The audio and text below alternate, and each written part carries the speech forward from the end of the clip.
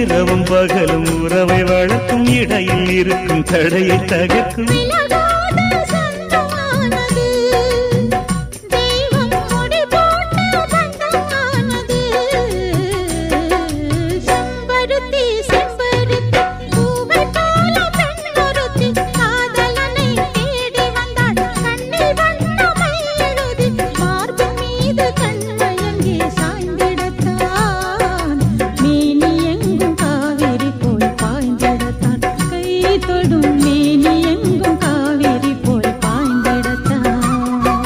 செம்பருத்தி செம்பருத்தி பூவை போல பெண்ணொருத்தி